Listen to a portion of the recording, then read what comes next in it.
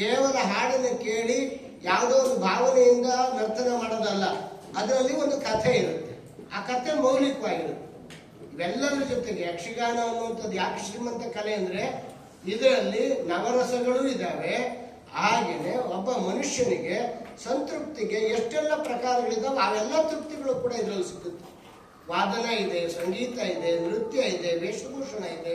ಆ ವೇಷಭೂಷಣದಲ್ಲೂ ಕೂಡ ಬಹಳ ವಿಶಿಷ್ಟವಾದಂತಹ ಬಗೆ ಬಗೆಯ ಸ್ವರೂಪಗಳಿದ್ದಾವೆ. ಮಾತುಗಾರಿಕೆಯಲ್ಲೂ ಅಷ್ಟೆ.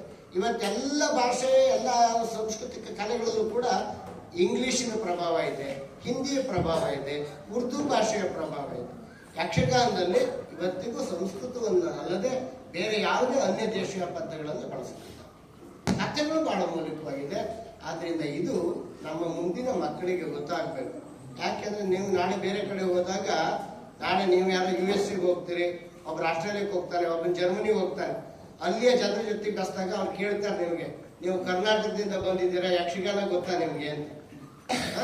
ಯಾಕೆಂದ್ರೆ ಇವತ್ತು ಜಗತ್ತಿನ ಯಾವ್ಯಾವ ಭಾಗದಲ್ಲಿ ಯಾವ ಸಂಸ್ಕೃತಿ ಇದೆ ಅಂತ ಜಗತ್ತಿನ ಎಲ್ಲಿ ಕೂತವನು ತಿಳ್ಕೋಬಹುದು. ಹೌದು, ನಮ್ಮೂರಿನ ಕಲೆ ನಂಗೆ ಗೊತ್ತಿದೆ ಅಂತಂದ್ರೆ, ಅಥವಾ ನಾನು ನೋಡಿದ್ದೀನಿ ಅಂತಂದ್ರೆ ನಿಮ್ಗೆ ಅವ್ರು ಕೊಡೋ ಬೆಲೆನೇ ಬೇರೆ. ಇಲ್ಲ ನನಗೆ ಅದು ಗೊತ್ತಿಲ್ಲ ಅಂದ್ರೆ, ನಾನು ಇಷ್ಟು ದೂರದಲ್ಲಿದ್ದಾನೆ ಅದ್ರ ಬಗ್ಗೆ ತಿಳ್ಕೊಂಡಿದ್ದೀನಿ, ನಿನ್ಗೆ ಯಾಕೆ ಗೊತ್ತಿಲ್ಲ ಅಂತ. ಆದ್ರಿಂದ ಹಿಂದೊಂದು ಕಾಲದಲ್ಲಿ ನಾವು ಬೇರೆ ಸಂಸ್ಕೃತಿಗಳಿಗೆ ನಾವು ಮಾರು ಹೋಗಿ ಅವರ ನಕಲು ಮಾಡೋದಕ್ಕೆ ಹೆಚ್ಚು ಪ್ರಭಾವಿತರಾಗಿದ್ದೀವಿ. ಆದ್ರಿಂದ ಕಾಲ ಬದಲಾಗಿದೆ ಮಕ್ಕಳ.